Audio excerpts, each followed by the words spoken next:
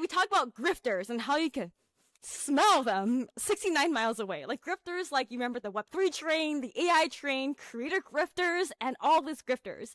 We also give an update of how Cluely is doing, how their marketing team, how they might be a GPT rapper, and we'll see. We also dive into how streaming Zoo is making millions of dollars, wholesome animal streaming.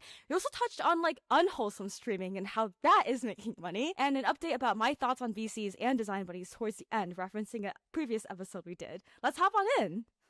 Yo, Justin, what do you think is the ultimate creator meta? What do you mean by creator meta? Well, there's like creators for creators. For example, there's this guy I found on LinkedIn. His name is Charlie Hills. He makes LinkedIn content for creators. He also runs like a LinkedIn creator agency. But there's also other creators like Cole and Samir who make YouTube videos and podcasts about creators. There's Vanessa Lau who makes Instagram reels and YouTube about creator businesses. And us who make creator content for creators. I guess we're doing it, right? Like, do you like the idea of this whole creators for creators branding? Let's call it that. I love it actually because like as a creator ourselves, I personally consume a lot of content. For creators, like literally my whole Instagram feed, my explore page is all like creator content, like how to grow, how to like story tell, how to have better hooks, how much you charge from brand deals. At least for me, that's what I nerd out about. Like my whole Instagram and TikTok algorithm and YouTube as well is like mostly about that because as a creator, like ooh, and I feel like content creation in general, it's like a new career. So a lot of people are very interested in becoming creators, especially kids these days.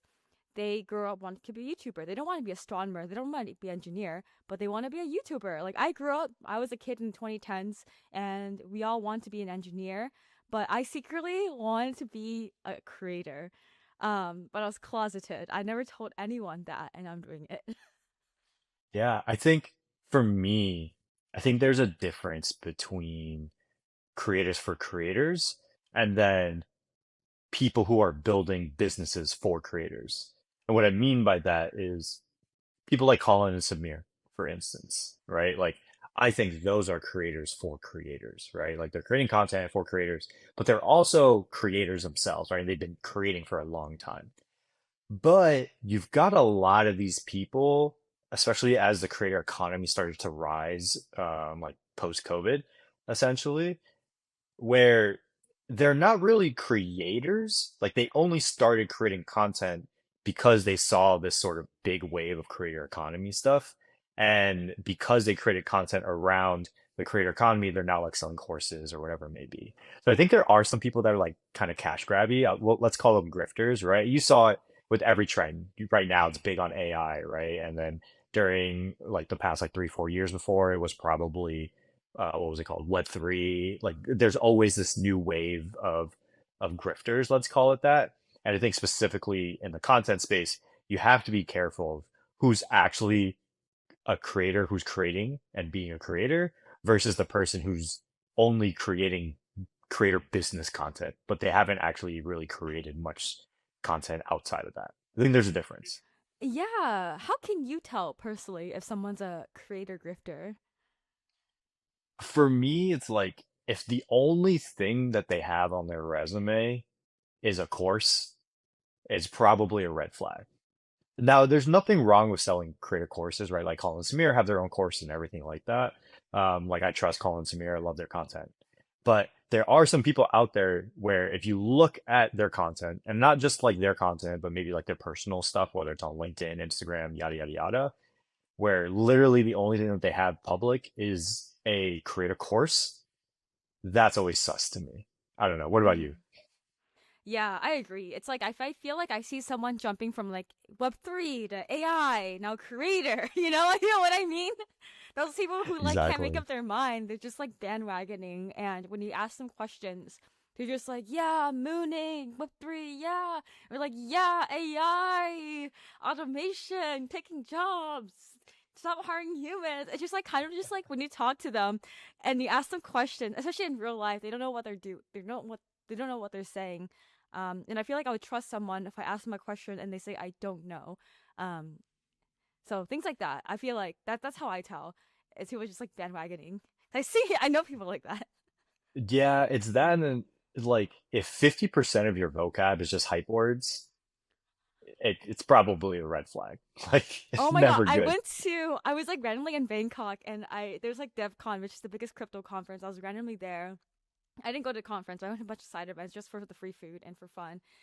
Oh my Respect. god, the amount of buzzwords. There's just like stablecoin, I don't know, Tether, NFT, Web3, blockchain. I'm just like, yeah, yeah. Maybe I'm just a layperson. Like I honestly like not in crypto, so probably like I don't really understand. But I just feel like all this stuff like goes above my head. And when I ask them like questions like why are you into this, they're just like mooning, yeah. Or it's just a hype train, right? Like they Yeah. just immediately change the conversation to no, but you should just get into it because like it's going to the moon or whatever, right? I Yeah. remember specifically in Web3 it was terrible. I think Web3 is probably the worst of it all. But like it's it's insane, you know what I mean? And it works. Let's not fake it and say that it doesn't work, but it's the world of the grift, right? We've seen it all the time, probably starting from Ty Lopez, if you remember Ty Lopez from way back then. Oh, you know who Ty Lopez is? So I want to say, I don't know, Ty Lopez was probably like 2010. You don't remember like the guy, like the YouTube ads, if you watched any entrepreneurial video, you get an ad that was like, hey guys, it's me in my garage with my Lamborghini. Like he just had like a Lamborghini in the back and he'd sell you this course about how to get rich, basically. Um, Oh, I have ad blocker on. this was like again 20 like Oh. 2010, like long time ago. But there's like a whole Harvard business case study on it because he was like, love him or hate him, I personally his he's like the ultimate grifter, but he's just really good at it. Which is kind of scary when you get these people that are really good at it. He probably made tens of millions, if not hundreds of millions of dollars, just like faking it essentially. But he was like the pioneer of these entrepreneurial ads on YouTube. And ever since then, it's been like now you've got all these entrepreneurial people to help you get rich, build your online business, Amazon affiliate, drop shipping, whatever it may be. But he was like the first person to really pioneer it, which is kind of scary at how good he is at it. It's still amazing, I feel like. He's still able to convince a whole generation. Because I feel like a lot of old people, like, they don't know. Well, in general, like, middle America, not just generalize, but like, a lot of people, like, the average person can't really see through the grift. We're just both chronically online in tech and, like, these deep niches, so we can tell. Do you remember we talked about Cluely? Yeah. They're like Yeah. blowing up all over the place, which is We I don't have necessarily we mixed we feelings about it, but whenever something is that hyped up, it always rings a little red flags in me. And I know some of the people on the team, so like shout out to them. Like Hmm. I hope you guys Yeah. do well and everything is legit. I But I I love their marketing videos, and I feel like they're doing a really great job in marketing. But in ESSA, people talk about them all the time, and this is what really, I've heard from people. Yeah, they're doing such a great job marketing. Everyone's like talking like, "What do you think about Kululi?" Kind of thing in SF at least, like tech Twitter and my SF bubble. It's kind of crazy. Like I don't really know the founders personally, but a lot of my friends are friends with them. They said they're really genuine people. Like Roy, the founder, I heard he's like really nice and he's like a genuine person. But I also felt like I also tried their tool. It kind of sucks. Well, I tried the free tier. It felt exactly like a GPT wrapper. I tried the free tier, can which you explain what mhm. Cluely is really Oh quick for yes, people who might not know?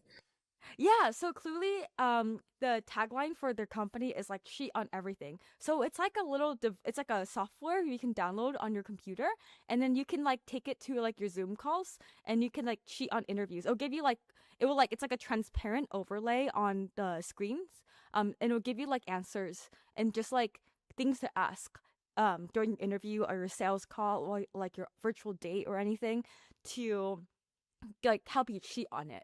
And I think their philosophy is to create just like more help in this like for humans. I think in the future they'll have more guidance, so they're building this AI tool to help people cheat, essentially cheat on stuff, but in the future it won't be cheating because everyone will have it, kind of thing. It's like an advantage everyone would have, which I love. Actually, I would pay for something like that, especially for my sales call. Like I love their mission, love what they're doing, but when I tried it, I was quite disappointed. I feel like it sucked. It's still also basic. It felt like what ChatGPT would give me.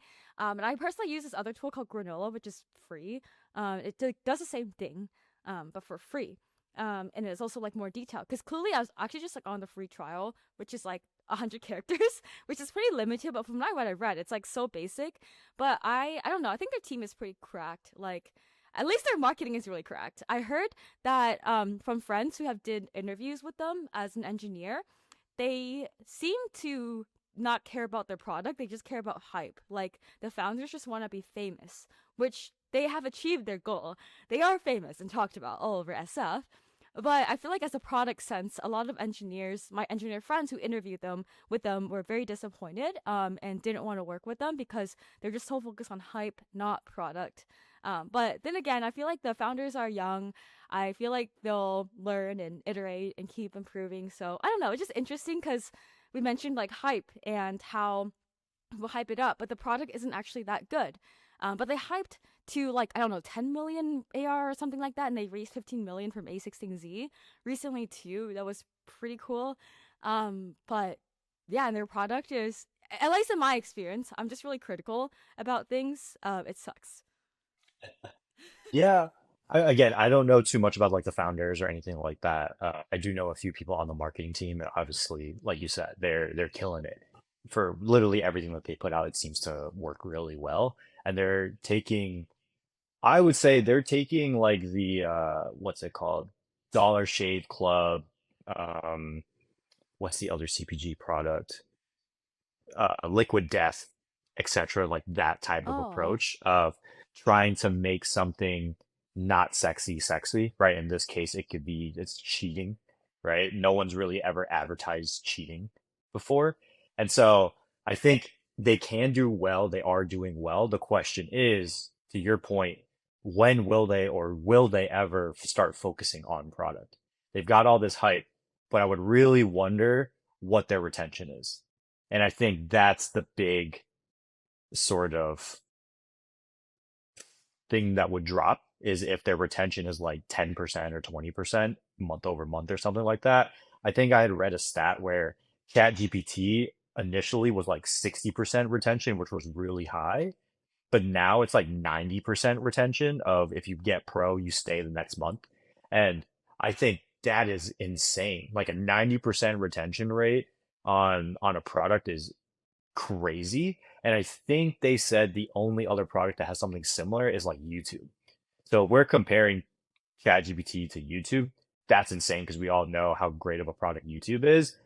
I would be curious to see what Cluely's retention rate is after like the first month, let alone 6 months.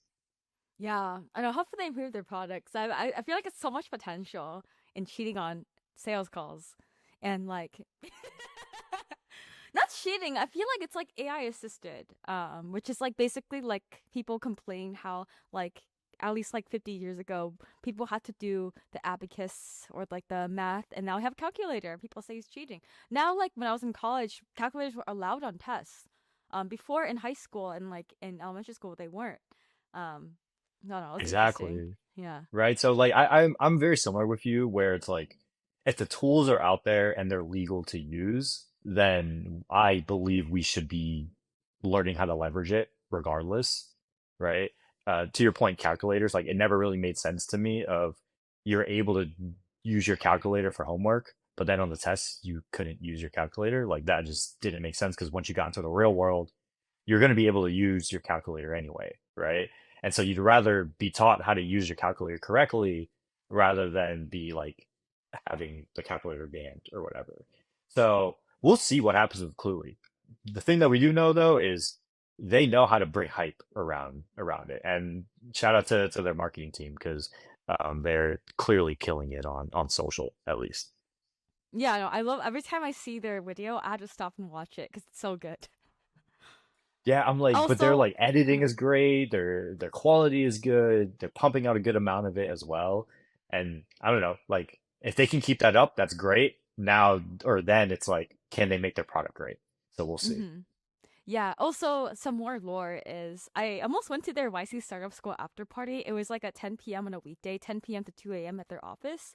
I almost went, but I heard it got shut down in the first 30 minutes. Like the police came and man, I remember seeing this video of Roy. He was just like, we got too much aura or something. Cause like I shut down. I love that's like perfect under like you think aura. It See, was like crazy. that's a Yeah. scary thing, right? Like the founders want to be famous. Like I don't know if that's a good thing or not. Intuition says it's not a great thing, but also I think this is the next wave of entrepreneurs. You had sort of the previous one, right? The Zucks of the world, the Evan Spiegels, etc.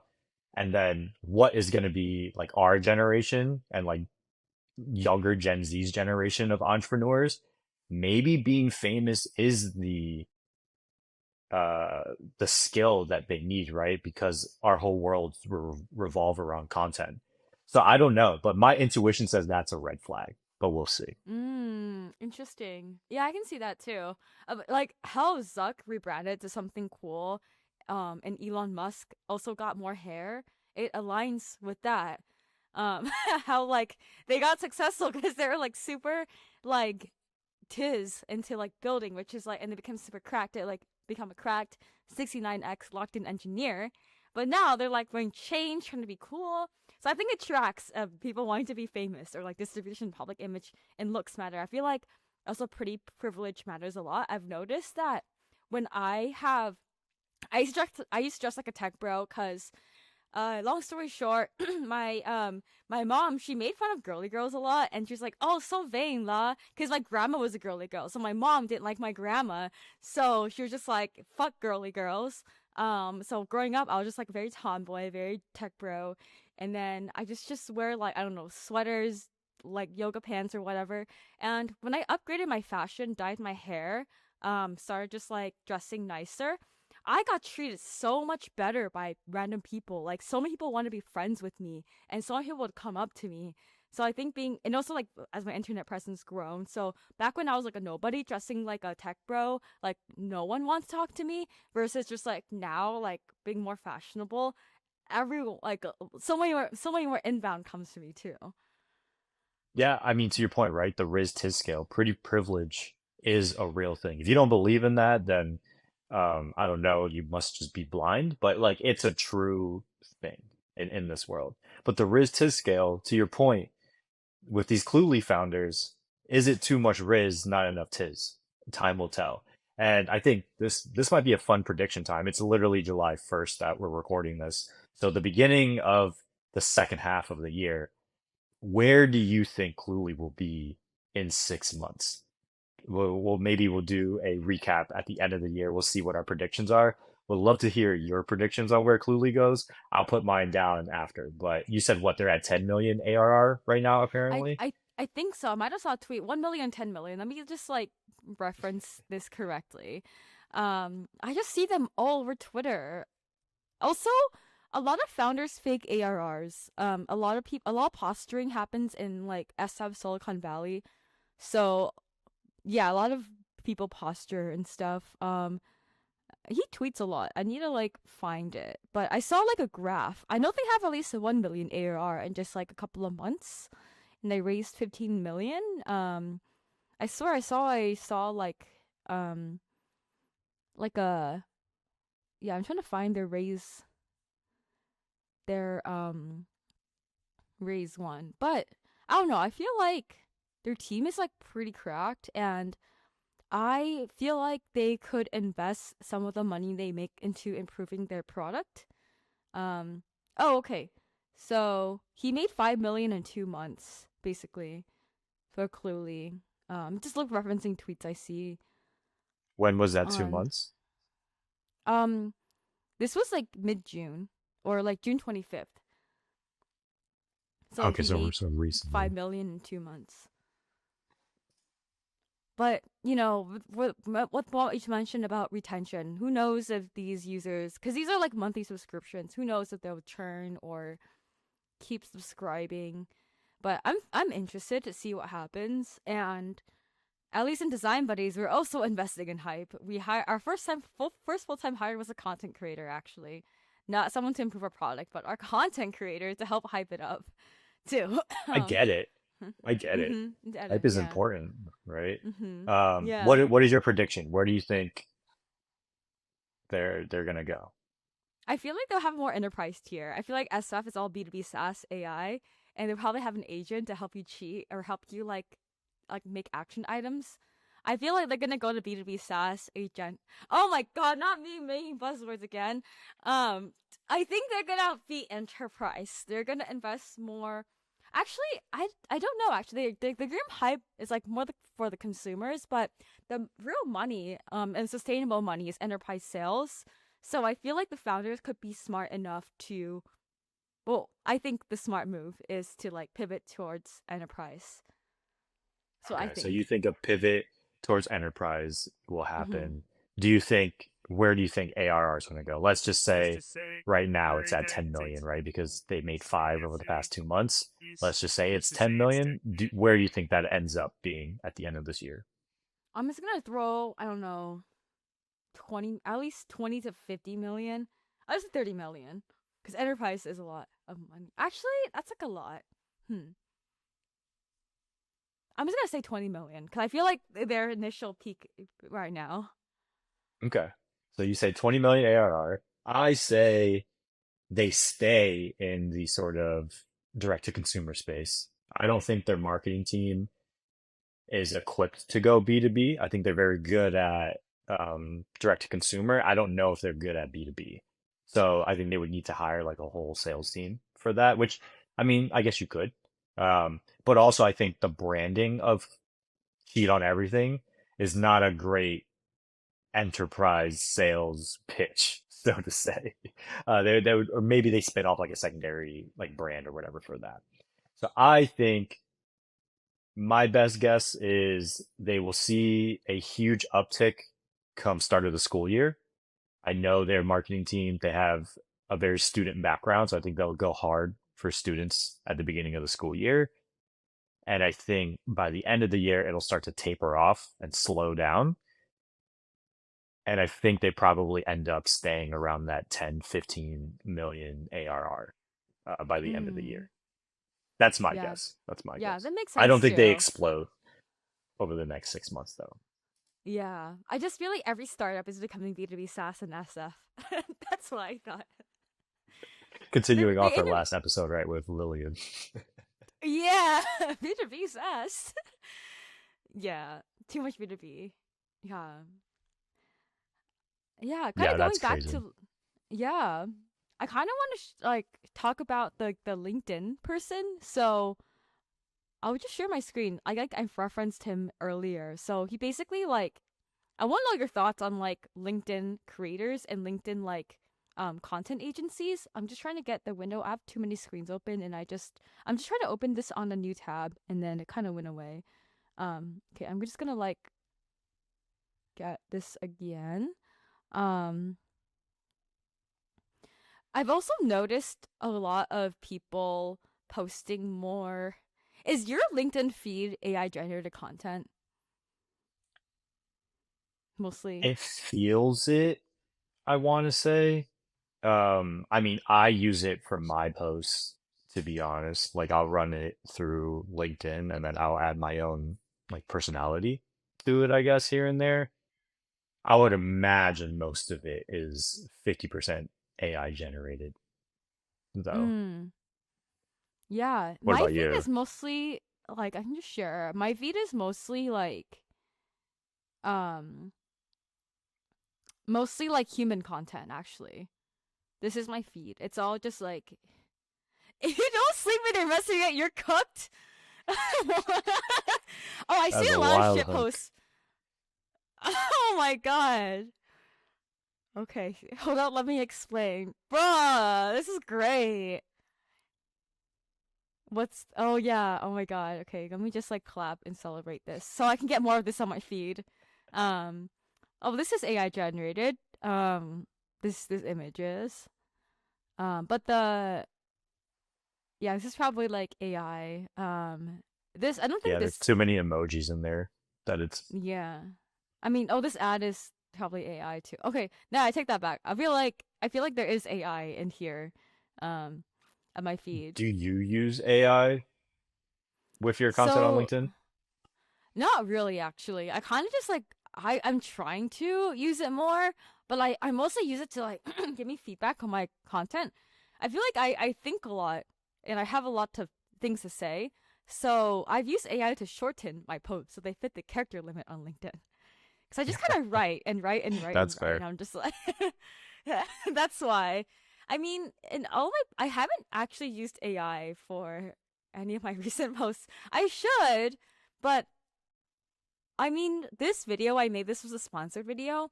For the hook, I did use AI. So basically, for this sponsored video I made, I dumped the brief into ChatGPT and asked if it was Grace, what would I make? Um, and then I don't know, I didn't really like the ideas it gave me, so I ended up just like making a script my own, just like a tutorial of like what I would use this tool, this motion design tool phase for my own for my own project. I just animate something I made already. But I used AI. I put in my human written script into AI to help like expand it, and also like write a caption and to think of like the title and stuff like that too. So that's how I use AI. Mm. Yeah, I use AI where I'll do research on whatever I want to be researching for the post or whatever, and then I will take the key points, rip them out, and then send it, like put it into a prompt into a GPT and just say, hey, like, oh, I want to make a LinkedIn post about this. Here are the angles that I want to hit. Like, what would it look like? And then it shoots me out the post. Um, and then from there, I'll customize that to my voice, so to say, or like what I would say. Because I kind of hate writing, or no, I don't hate writing. I hate writing for LinkedIn because you have to write a certain way to channel the right emotions from whoever is reading the post. And so I try to use LinkedIn to channel some of that. But it's been going decent for me. I think my views have been getting steadily and steadily better. They're not where I want them to be, but I'm also very confused at the LinkedIn algorithm because like all I see are photo posts, but whenever I do a photo post, my regular posts do better than my photo posts. So I don't know. I don't understand. Oh, I'm so confused about LinkedIn algorithm. Like, look, I can show you my videos have been tanking. It's embarrassing. I'm gonna show this anyways. I just posted this like We an should hour hit up ago. our friends in LinkedIn to be like, yo, what's good with your algorithm? Like what are you guys promoting right now? Yeah, I'm so confused. Like, this is trash views. Like, this one only 5,000. A video like this used to get me like 100K views. Um, Yeah. a video like this, interviewing tech roles while this would get me at least 1 million views. It's only 4,000. But the Chris dope only 3,000. But I feel like good enough people liked it. 3,000. It's like really trash right now. Like this text post 7,000, so it's like slightly more than my photo posts. Yeah, literally my views are like so trash. This announcement post, this used to get like I don't know, at least 100,000 views for an announcement post, but only 11,000. But still like 100 likes, which is like a pretty good ratio for LinkedIn. This one though, rejected from YC, it got 123K views. I knew this message would get a lot of views, and I was right. I'm excited to announce that we got rejected from YC. Woo! Um, but help me get I like I don't feel know. like Yeah. I feel like the LinkedIn content that does well now is a lot of negative content, which is weird because Yeah. that's not what it used to be. And I don't know how I feel about that. But like to your point, right? Like that rejected one did well for you. It's probably your best post within your last 10 or 20 posts. And I feel Yeah. like a lot of the posts on my feed are very negative or memey.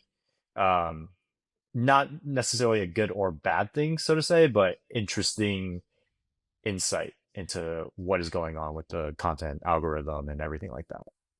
Yeah, another video that did better was like, what should designers stop doing? So just like what pisses you off kind of thing. Yeah. See, Um, still negative though, right? Like there's a negative connotation yeah. there. crazy. Oh, global running day. That was me. 12K. Yeah, this is so sad, but whatever.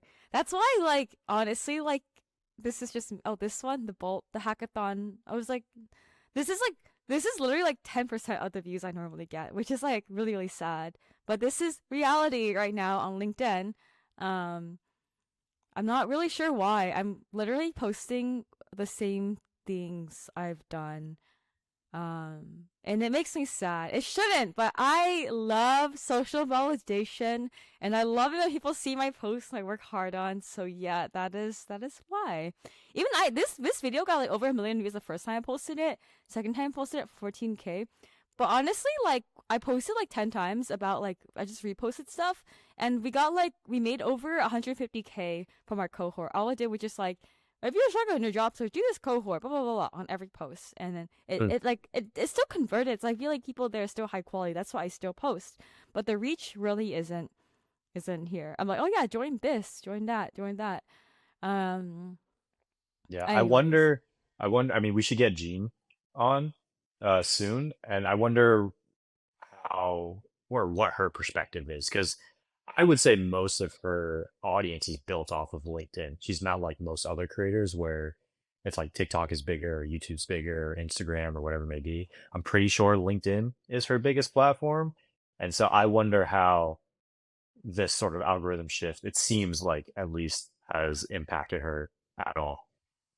Mm-hmm. Yeah. I'm gonna text her back and get back to her. She said she's free in July, so stay tuned. Stay tuned, friends. Like and subscribe. Follow to be notified. Well, make sure that you're watching this on Spotify or YouTube as well, because if you're not and you're just listening to the podcast, amazing, appreciate you, but you won't be able to see what Grace is rolling through on her LinkedIn feed and like everything that we're talking about visually. So if you haven't checked us out on YouTube or Spotify, make sure to head over there so you can see all the fun stuff that Grace and I share on our screens whenever we do. Um, Anything else that you want to talk about when it came to like LinkedIn or anything like that? I'm so curious. What do you ever think? How do you think about like hiring a LinkedIn content agency? So I found this person. His name is Charlie. He makes like authentic AI content, which seems like very contradictory. But his top posts. I'm using AJ's creator, not sponsored. I just use his. So I used to use his other plugin called Clio on LinkedIn that scrapes like all of the posts from everyone and ranks them by like top performing. But LinkedIn API like stopped working on them, or they got banned on LinkedIn. So I'm just using AJ's, which only goes back 180 days. But this dude makes content about LinkedIn, how we built LinkedIn this, LinkedIn that, um, basically how to improve LinkedIn, and he has like a LinkedIn content agency, using AI to do content. And I feel like this kind of like goes on our hypothesis of like distribution is everything. You got to be famous. Like how Zuck rebranded, how why Cluely is so going ham on marketing and stuff. But like, would you ever hire like a LinkedIn agency to grow your audience like this? So some people might not know. I don't know if you know, if I've ever told you this before, but I used to have like a LinkedIn agency where I would ghostwrite for people. So very similar to this, but like this is pre AI things. Um, I don't think I would ever do it, but I can understand why people do. And a lot of the people that do it are people who are super wealthy typically, or they have money to spend. And so you've got this. I think the other interesting thing, if you go back to your LinkedIn or you open up another LinkedIn tab and go and look up Alex Lieberman. Do you Oh know who that yeah. is? Yes. Morning brew. Yeah, yeah, yeah. So he's also building a ghostwriting company. Oh, I Story forget what Art. it's called. Yeah, Story Arb. Yeah, yeah, yeah. And so that's geared towards, I believe, more high-end audiences or high-end clients. I would assume they're charging like 10K plus a month on it. And my also is, I'll go to pricing. I wonder what the pricing is. I've never actually looked at like their website. Yeah, Oh see, shit. 10 grand a month. So if I Mm-hmm. were doing it, I would go this route. Less Mm. clients, more B2B, SaaS to the points that we were talking about earlier. But I would do something like this because if you can figure out the sales funnel via content on LinkedIn, to your point of how you guys are able to generate 150K for design buddies, right? Just through your personal LinkedIn posts and like figuring out sales copy. Imagine what you can generate as a sales rep, a B2B sales rep, if you got your content made for you. Like 10K a month is nothing if you're able to sell millions upon millions of dollars of product every single month. You know what I mean? Mm-hmm. True, true. Yeah, it's like having no, this is a bad analogy, never mind. Um yeah, it's like a marketing team because it's like free marketing, honestly. Like having good social media, it's free marketing. Yeah, I Yeah. agree. I I don't know wouldn't what pay for authentic AI content means though. Like that is just an oxymoron in my opinion. yeah, I don't know. I don't know what authentic AI content is too. It makes me a little sad. Um, yeah, like AI creators. This is all like AI, ChatGPT. Like AI is hot right now. He's talking about AI in like every post. Um, living in What's the rest SF, of his SA. experience? He's just like marketing and founder. Oh, bootstrapped a food tech startup. I think he graduated 2021, so it's probably pretty young too. Okay. Yeah, I mean, maybe it works, maybe it doesn't. But what I do probably know is a lot of these types of agencies are going to be popping up soon, whether it's for just LinkedIn stuff or TikTok stuff or whatever it may be. Like, I'm not sure. Have you seen the meme of the AI generated like Asian old lady on TikTok?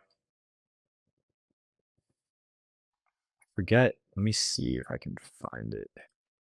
AI generated TikTok lady.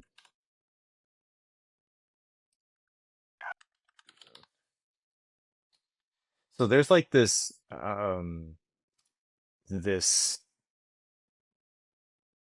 movement on TikTok right now. Some of it's via because of TikTok Shop.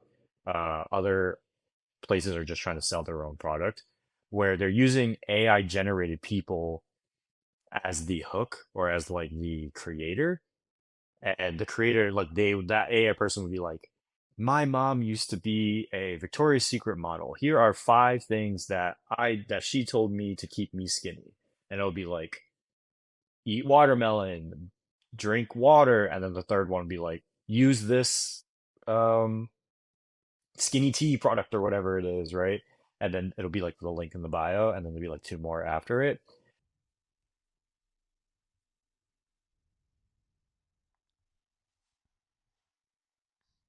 Go to images. Okay, so you see This that one? second one? The one with yeah. So that Asian lady right there at the bottom right of the screen, she's AI generated. She shows up everywhere. If this TikTok is connected to like your personal or whatever, you're gonna Oh start shit. seeing her everywhere. But yeah, this.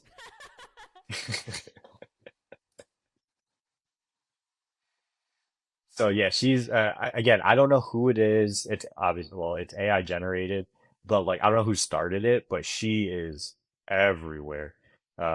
And like I had a friend who's like really into the social scene.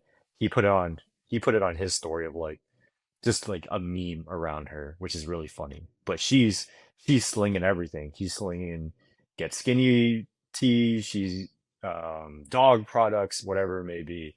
But her AI generated face is all over social, specifically TikTok Hmm. right now. Interesting. I wonder why people are drawn to like AI Asian people.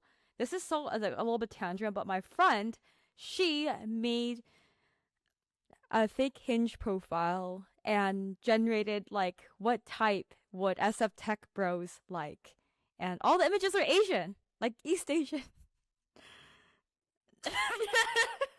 Yeah, there. I mean, there's something about it. Hi. Couldn't tell you. I couldn't tell you. But welcome to the weird world that we live in, right? Yeah, yeah, yeah. I don't know. As an Asian female person, I'm just like ah. Yeah, you live in that world, I so know. Yeah, there's a whole. I'm not gonna get it. This is like too deep into society, history, psychology.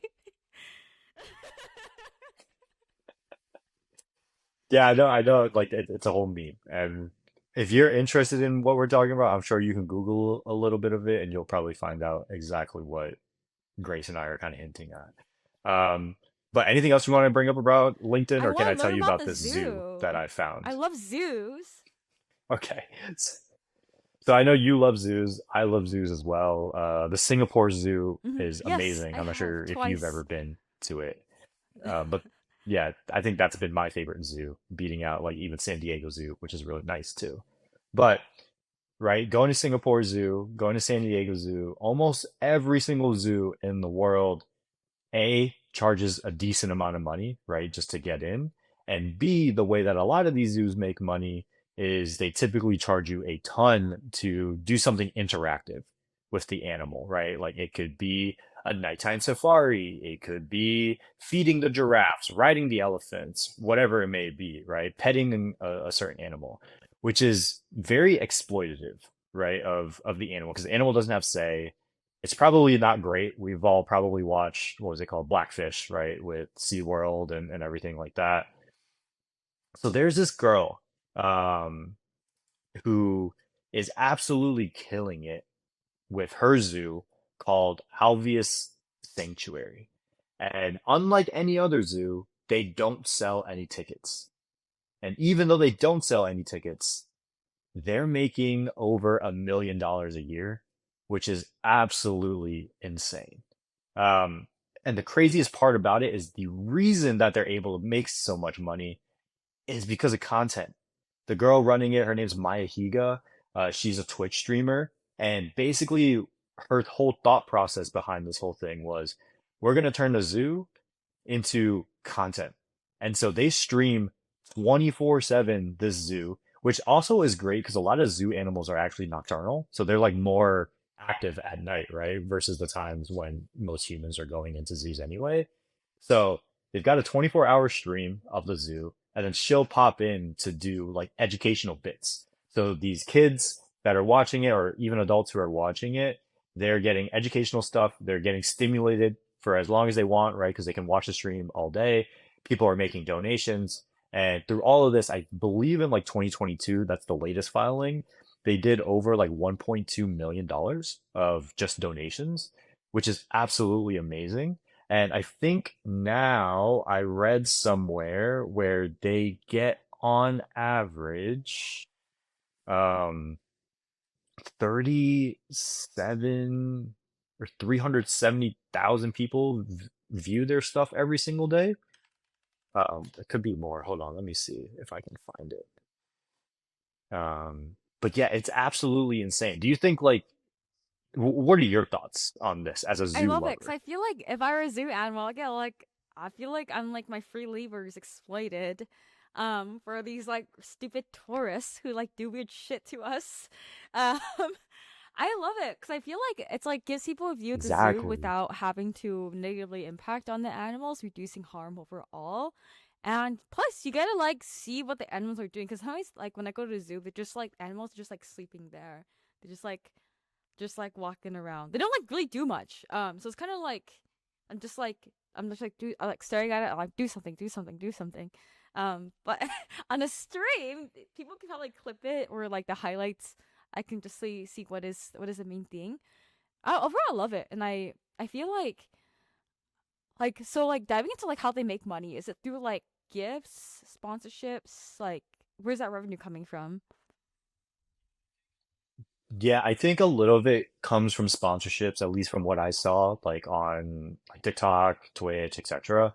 But a large portion of it comes from donations. So the same way that most streamers are making money, right, just through donations and things like that, she does the same thing. And I think the greatest part about it all is she does collaborations with a lot of big time streamers and content creators who will come on to the stream and like obviously they promote it onto their stream so she gets access to a new audience.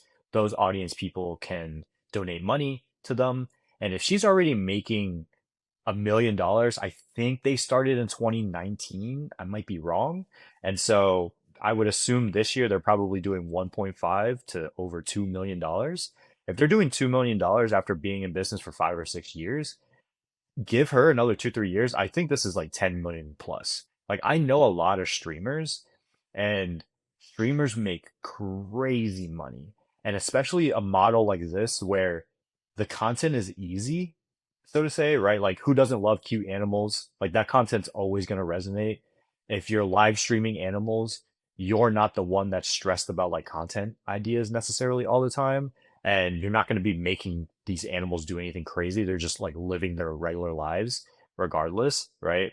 Um, so I think the content burnout isn't necessarily a thing, and she can start hiring other people to take over streams and things like that. So I can easily see this turn into a 5, 10 million plus dollar venture, and a great business for Maya. She's killing it. I watched some of her videos, and I love animals. I love animal content. So it's like a perfect mix of great content, clip farming with a business side of it that I would have never thought to do Mm-hmm. as a zoo, I love that. Why do especially. you think streamers make so much money? Is it because their audience develops like a deep bond for them because they see them so much, like a deep parasocial relationship, like just like give, give, give? It's just like you see. Mm-hmm. Yeah, I Mm. think that's why, right? If you think about it, who are like if you were to list out your 5 closest relationships, not necessarily creators, but like friends, who would they be? I would say like my friend Annie that I was hanging out with yesterday. It's like people like my neighbors actually, my friends who live near me, that I get to like co-work with like at least 3 times a week with. Yeah, I was catching your name. Yeah, Exactly, right? So you're spending a yeah, lot of time with them, right?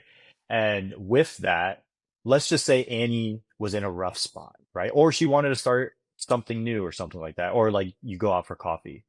Chances are you probably will help her out, right? Or your mom, your parents, right? Like your family, the people that you spend the most time with. I think it's the same thing with streamers.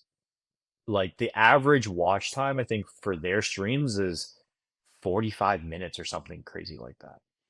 Which that's a long time to be watching someone talk or animals or whatever it may be. You start to build that relationship. I mean, how many people do you hang out with on a weekly basis for more than 45 probably like minutes? less than 5. Actually, depends. I go to events like every day. Actually, sometimes I just like hang out with 1 or 2 friends throughout the whole event and don't talk to anyone else. Respect, respect. But like even for me, right? Like I hang out with Michelle a ton. We jump on this podcast like 2 times a week, right? Like that's usually 2 to 3 hours, usually. And then I have a couple other like friends that I'll jump on weekly calls with. But besides those people, I probably spend more time on TikTok or on YouTube as a whole than I do with most people besides probably Michelle, you, and a few other friends, right? And imagine if that one, like I watch a bunch of creators, but some people just watch one stream or one streamer for hours upon hours. They're building a deep relationship with that person. So when that person's like, donate to ask a question or like donate to help out this emu who's like on my shoulder, and you've got an extra 5, 10 bucks hanging around, or you've got access to your parents' credit card, you probably send Maya 5, 10 bucks, and that adds up over time. Like I have friends who are in the YouTube space where they stream, and it's kind of genius, a little exploitive, but kind of genius. Where at the bottom of their stream, it'll say $300. If this reaches $300, like donations over the next 30 minutes, we'll extend for another 30 minutes, right? And so people will keep donating money so that that stream keeps going so that they hear more stories, which is insane because it's like if you just wait until the next day, they're going to post it as a long form video. Like you didn't have to pay the $300, but it is crazy this how the streamer relationship works. I think streamers have the deepest relationship with And they their do. I've audience for seen sure. people on Twitch. I just go on Twitch sometimes and see what people are streaming. I see like sleeping streams. I actually met a friend. Her name is Adriana, and I met her at like a YouTube event. She streams like 24/7. Her Instagram story highlights are always like her streaming stuff. Like she takes like like a tripod along with her, and I was in her stream. Her audience is quite interesting though. Um yeah. I'll say that. But she's like, "Hey chat, what do you guys think? This is Grace. She's in San Francisco or something. Uh she likes design or something." So it was kind of crazy, and I feel like she always has like, I don't know, like I think she had like 300 or 1,000 people watching her at that time. And like, yeah, That's a and then the lot. chat's like so active. I just feel like she just like brings her chat with her. Yeah, it's crazy, but I feel like it probably like makes crazy amount of money. I also have a friend. There's this whole subgenre of what they call e-girls actually, where they just like wear a lot of makeup and just like be cute, wear fashion, and then people would donate them stuff. But I know some people who identify as that, but they're actually quite nice and quite genuine people. Despite how they might come off as on like stream and the internet and stuff. And they basically like, she doesn't have a job. She just like makes all her money through just like being cute on stream, like just chatting niche and stuff. Which is also like a hustle, like to like look pretty on camera, entertain. And I also feel like it requires a lot of thick skin to entertain these like people who probably like, I'm not trying to like be mean to anyone, but like the audience, this kind of stuff kind of attracts is not the nice. She was just telling me about how some people are like really creepy, really mean, um, dealing with that 24/7. So it requires, I feel like it's like a lot of hard work to be a streamer too. If you're catering to like that audience, when that audience is probably like lonely men who are just like sad in their lives, so they sometimes, it comes out online in the chat sometimes. So yeah, I don't know. It's just kind of crazy ways streamers are making money. Like one just like by being cute. But I feel like the zoo one is like more wholesome. It's like educational. It creates value. And another, oh my god, I was talking to someone else. I went to this consumer founders meetup and I met someone who makes AI porn. Um, Oh, yeah, and it's funded by Russian interesting. oligarchs. And they think funding AI girlfriends is like good for human society because it makes people, lonely people, happier, so they don't fight as much. Um, yeah, that's a fun fact. Interesting that the Russians are funding that. Um, yeah, I don't know. I think we're moving into a weird world right now where things like that will likely become reality. Sad, sad. You know what I mean? Which is just weird to Mhm. think about. But it's also probably the same way that people thought that if somebody was streaming themselves sleeping was weird 10, 15 years ago. You know what I mean? So it's like, I don't know. I don't really have an opinion on it. In my opinion, it's just weird, but the world will, the market does what the market does, right? And so if there's a market for it, Mhm. then there's a market for it. But yeah, I But don't know. To me, it's just weird. pulling out of the weirdness, that's, Touch grass, right? Like just go yeah. touch Like, grass. That's my go say hi opinion. to animals and stuff, and be support the wholesome streamers. How about that? And yeah, the zoo Exactly, streamers. What exactly. other things do you think that could be streamed? Like, I've always wanted to like see streams like of people on the moon and like astronauts. That would be cool. But I feel like the Wi-Fi. I I don't know. think that could be a great Wi-Fi Yeah. Starlink, maybe, right? But like I think that could be interesting. I think a lot of people would tune in to that, right? Like just the day to day of a NASA person in space. Like, how do you stay fit? What are you doing? What are you eating? Things like that. Um, I I also think like if you streamed, honestly, I think anything. We've seen people get famous because they work at a Subway and they're showing you the behind the scenes of how the meat is made or the sandwich is made and all these things, right? They've gotten very famous for it all. We've seen ice cream things do the Yeah. same, or ice cream at Cold Stone be the same result. So I think you can stream Hmm. literally anything. The question is, are you entertaining enough? And can you story tell during that time? and I don't think most people can. But like, imagine if the physical therapist of a sports team streamed whenever someone came in to get their PT. I bet you that would be super watched just because of the athlete's perspective, right? Like they want to see what the athletes are Mm. doing on a regular basis. Like I think there's so many things. I don't know. How about you? What do you think is a really good one that could be Ooh. streamed? Hmm. I feel like I don't know. I want to stream people's like consulting calls, but I feel like that's like what they pay for should be private. Cause like I feel like athletes they had like HIPAA and just like privacy and like I feel like it's not like that feasible. Even though I would love that. Like if I were a doctor, I would stream. Oh, I watch like surgery streams, or just like watch Josie surgery. Well, Okay, just great Grey's Anatomy, but on Twitch, yeah. right? Like, I wanted to be a neurosurgeon when I was a freshman in college, so I'm just like, ooh, I'll watch that. Um, I feel like if pre-med students are interested in doing surgery or like becoming a doctor, it'd be like really, it's like job shadowing, it's like educational for them, but it's like really niche. I'm thinking, I feel like what other things could be helpful. I've seen people stream in design buddies like design, like talking through their work process in like feedback, getting live feedback from the audience, which seems pretty valuable too. It's like kind of niche though. I had another idea, but it escaped my mind. I just like, sometimes I'm curious about just like day in the life of like other professions. Um, like for example, I remember like back in high school, I was really obsessed with running. And like, I think on my YouTube page, there was a lot of like people doing like bodybuilding competitions and they would eat like so much protein and just like talk about what happens. I'm just like, wow, this is what happens when you eat a lot of protein. Wait, this is like not what I was just streaming about though. I'm just like talking out loud. Oh my god.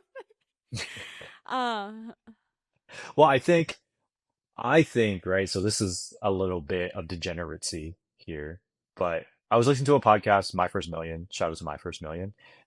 They were telling about this idea of apparently in New Zealand, there's this guy who is has a stop off the highway that and like it kind of overlooks the ocean or something like that.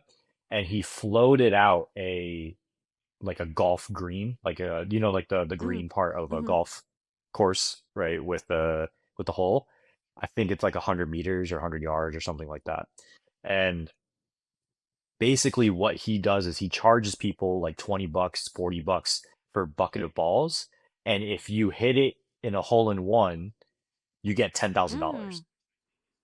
which I think is great, right? Like that's great content. If you live stream that every single day, you could do that and then you could probably get people to also donate or bet on if that person's making it via the stream, right? And I think something like I think Top Golf could stream. It could be like a free booth for an hour or something like that, where it's connected to a live stream all day long. And but if you want to get free hits at Top Golf, you just line up here, but you just have to be like sign off on the waiver that your name, image, and likeness is owned by Top Golf once you're in that bay or whatever, right? I think you could stream anything like that and it would kill as a business. Anything entertaining, that's like a spectacle, Yeah. so to How about say. you like stream people like skydiving? Like watch people skydive. Yeah. That could be And just like fun. watch them parachute off. Like see their point of view and see them skydive and freak out. I think even Mhm. on like the way up, right? Like of Yeah. people freaking out on the way up of like, oh my God, I'm not doing it, I'm Mhm. not doing it, I'm not doing it. I think that could be an amazing way and then great marketing, right, Mhm. for the skydiving Yeah, or like company zip as well. lining, bungee jumping. I noticed like a lot of my Facebook reels. I'm still on Facebook. My Facebook reels feed is like people doing crazy stunts, like climbing buildings, um, jumping off cliffs. Yeah, I no. watched a lot of them actually because they were like entertaining to me. But I would watch people like do dangerous things. That's what I would watch because I'm just like I'm curious, but I would never do it myself. So I wanted to see other people's perspective. Oh, also watch streams of people like visiting haunted places and like seeing what happens. Like abandoned places, scary places, abandoned mental No, no, no, no, no, hospitals, no, no. and just like see. So I would just like watch things of people doing things that I'm curious about, but I would never physically do. I think the only issue with that, right, is like legality, right? If you're sneaking Oh, into yeah. haunted places or whatever. But I think that could be really interesting. Another one that I'm actually surprised hasn't become a thing is so it is a thing in the way of cops live stream their stuff. Like their shows built off of like cops. I'm not sure if you've ever seen that before, but I know a few people that watch these shows, right? That content does really well. Why isn't there a firefighter live stream, right? Or anything like that? Ambulance, it Oh might be a yeah. little gruesome, right? But firefighter could be interesting. Like I think a lot of people would want to see how firefighters tackle a big fire or something like that. Um, so that could be another vertical around it. But yeah, there's a lot of potential of streaming that I think people haven't even tapped into. Or like building a Mm. house. I think that would be dope to Oh. see, right? DIY is great. Yeah. I should ask Justin, my boyfriend Justin, to live stream fixing his car right now. He should go live. Yeah. Yeah, like a mechanic or something, Yeah. right? Like that person probably could kill because so many people have questions. And if he's just like reading the chat while changing oil or something like that, um, that could probably kill on social too. There's Mhm. so many of these Yeah, things. I need to It's live stream crazy. more too. I need my audience to develop a deeper connection to me. Um. I just do not want that lifestyle because you have to always be on. Yeah. Like this podcast is great, right? Like we come on twice a week for an hour, hour and a half each time, and then we put it out, and then bunch of people Mhm. see it. But if I gotta stay on for 5, 6, 7, 8 hours and be on that whole 5, 6, 7, 8 hours, that's a little Yeah, rough I feel for like me. I I'm would not always gonna get lie. distracted. My ADHD brain would be like, "Oh, comment, discuss this product." Like, "Oh, comment." Like, "Oh, comment." And like not get any work done. Yeah. But I think that's good. Yeah. Well, yeah, I don't know about working, but it'd Oh, be good so for good for content. content.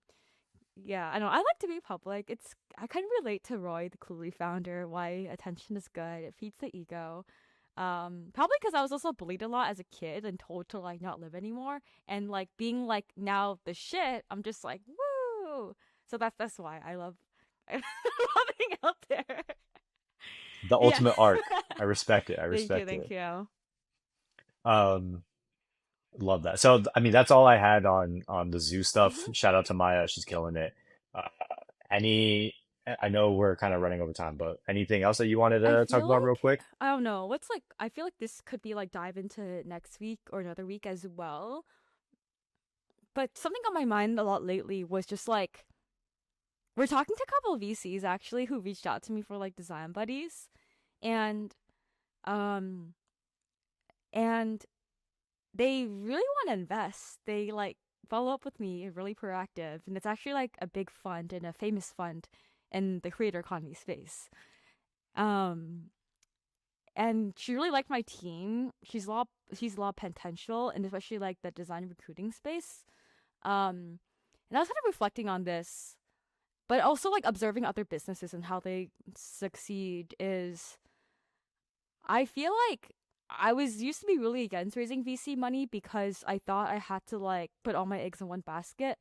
Then I realized everything I do in life kind of helps design buddies like or content in some way. Like this podcast, I'm learning new things. I'm applying to design buddies. I'm also learning things about the creator economy, hosting events, traveling, and even on my vacations, I host meetups for design buddies. Like I'm still on it. So I think I'm just like autistically obsessed with design buddies. Uh, and like content creation, like content and design buddies. So I'm just like, yeah, maybe it makes sense, and they could like kind of see it through me. I'm just like, yeah, you're right. So I guess I am founder mode. So are you, I mean, what is holding you back from not wanting to take VC money? Because I know at the beginning when we first started the pod, right? Like you're very against taking VC money, and that was just not even 6 months ago, right? So what are there still some things that you're wary about when it comes to Yeah, that I've world? seen other businesses like there's a Substack I found. Um, Let me pull it up. The name just slipped my mind. I was looking at it earlier, but it makes like 400K a year, all bootstrapped, and I feel like we've been able to do very well bootstrapped. It's a Substack called Read Feed Me. Basically, like I just feel like there's so many creator businesses I've been researching that are not VC backed, and so many like bootstrap companies, like Mobbin Design that are like doing really well, who like don't need VC money, but at the same time, like we kind of have in place to feed and people that we want to hire and like grow faster. And yeah, I don't know, but I'm also like a line between like, oh, is this for my ego? Is this for my business? Because right now we're like hacking on a lot of like different projects, like software tools to see which one takes off. It gets the most traction. So we don't really have anything solid yet. We just have services based business, which is like not VC scalable. Um, so I don't know. I guess like I don't know. Just like lately, the top of mind is like, do we want to do VC or stay bootstrapped? Pros and cons. I mean, as you mentioned, we talked about earlier, like pretty privilege is a thing. While in SF, VC backed startups are very sexy and they do lead to more opportunities, like Forbes 30 under 30. Is this for like my ego? Is this for me? I don't know. It's just like SF. It's like there's no, there's not that much pretty privilege in SF. It's more just like I feel like people kind of dress. It's It's clout cloud privilege, yeah, privilege, and I say. startup clout privilege, um, which is so different than LA, which I feel like pretty privilege is more of a thing. And SF, it's like your resume privilege. So I don't know. I'm just like Yeah, reflecting exactly. out loud. Um, yeah, that's the update on VC stuff. So yeah. Yeah, no, that's interesting. I mean, I've got no real experience right in the VC world. It's actually funny. I had a conversation with someone who was in the VC world this morning, and he was like, because I was like, "Why did you get out?" And he got out because he felt that there's like ethical ways in the VC world to make money, and then unethical ways to make money in the VC world. And there's a lot more people that are in the unethical pile than the ethical pile in the VC side. And so I think it was just it rubbed him the wrong way, and that's why he got out after a few years.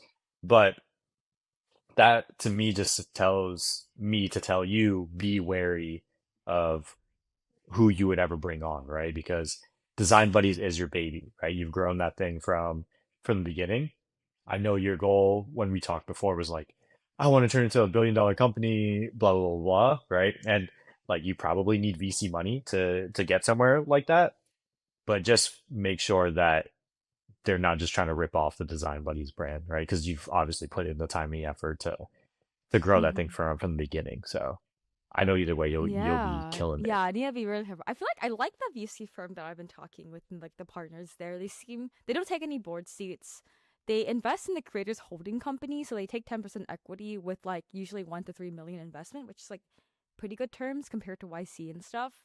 Um, so yeah, I don't know, just capital, but they take the holding company, which is like everything. Yeah. Mm. Could be interesting. I would Could be screw for the interesting. plot. I'd screw for the plot But yeah, maybe. I don't know. that seems like a wild thing to do, to give up some of your holding company to for the That plot is is actually a lot to give up. a Maybe, wild well, hook yeah. We're to a basically LinkedIn hacking post. on something else, like for design recruiting stuff this month. It's also like what I've been wanting to work on and what the VC was most excited about. So we're gonna see how much traction we get and then revisit the conversation. So keep you guys updated. Like and subscribe. Yeah, make sure to sub so that you hear the rest of the story over the next few months as it all unfolds in the VC world Yeah. of Design Yeah, I know. In Buddies. the So previous we'll episode, I see. was just like, no, no, no, no, VC. But I'm just like, maybe. As you can see, Grace's mind changes just like that. So we will be back with an Yeah, update no, whenever I we feel get like one. life, it always depends. Never no for an answer. Just like anything in life. Don't ever take no for an answer. You can always find a way. Mm-hmm. Always find a way. Yeah, always find a way.